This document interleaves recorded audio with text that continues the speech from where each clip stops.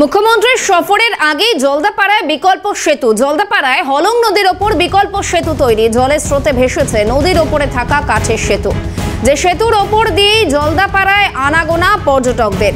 দুর্যোগে টুরিস্ট লজে আটকে পড়ে বেশ কিছু পর্যটক। হলং নদীর ওপর বিকল্প সেতু তৈরি বন দফতরের, আর এই সেতু তৈরিতে খুশি পর্যটক থেকে ব্যবসায়ীরা।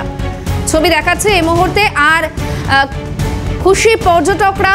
ঠিক এই মুহূর্তে কি বলছেন পর্যটক থেকে শুরু করে বন দপ্তরের আধিকারিকরা, দেখুন।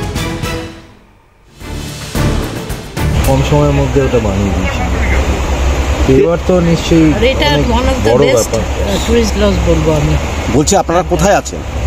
আমরা কালকে ছিলাম জলপাইগুড়ি, আজকে যাব গুয়াহাটি, আবার ফেরত আসবো। বলছি যে আগেই আজকে এই ব্রিজ চালু হয়ে গেল, একটা নতুন সাবস্টিটিউট ব্রিজ চালু হয়ে গেল, সে বিষয়ে কি বলবেন? সে তো ম্যানেজার, কারণ আমরা বহু বছর ধরে এখানে আসি, এখানে মূলত এটা আমাদের ফ্যামিলির মতন। আমরা যখন যাই ওরা আমাদের ওইভাবেই স্বাগত করে। এখানে কি গন্ডার দেখার টানেই আসেন?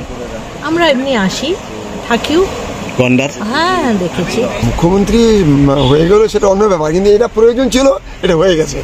এটা এলাকার জন্য খুব প্রয়োজন ছিল, এটা ট্যুরিজমের জন্য দ্রুতভাবে। এটা ফরেস্ট ডিপার্টমেন্টের লোকজনই দেখেছি আমি, ওনারা এটা দেখাশোনা করছিলেন, কালকে বিট অফিসার ছিলেন। হ্যাঁ, আমাদের থানা ওসি। তাহলে কি ফরেস্ট বাংলোগুলো কি খুলে গিয়েছে? তা এখনো তো খুলেনি, যেটা এটা খুলেছে ওটাও এখনো খুলেনি, খুলে যাবে আজকালে, হয়তো খুলে যাবে, এটা বলতে পারলাম না খুলবে কিনা কবে, তা আমি জানি না। বেশিরভাগটা কি খুলে গেছে? আজকালকের মধ্যে আমরা চেষ্টা করছি চালু করে দেওয়া। এটা মেনলি হচ্ছে আপনার, যেহেতু আমাদের স্টাফ ভেতরে আছে, আমাদের AWLW ক্যাম্পাসটা ভেতরে, ওরা অনেক দিন ধরেই ওরা স্ট্যান্ডার্ড হয়েছিল ভেতরে, এটা কাট অফ ছিল পুরো।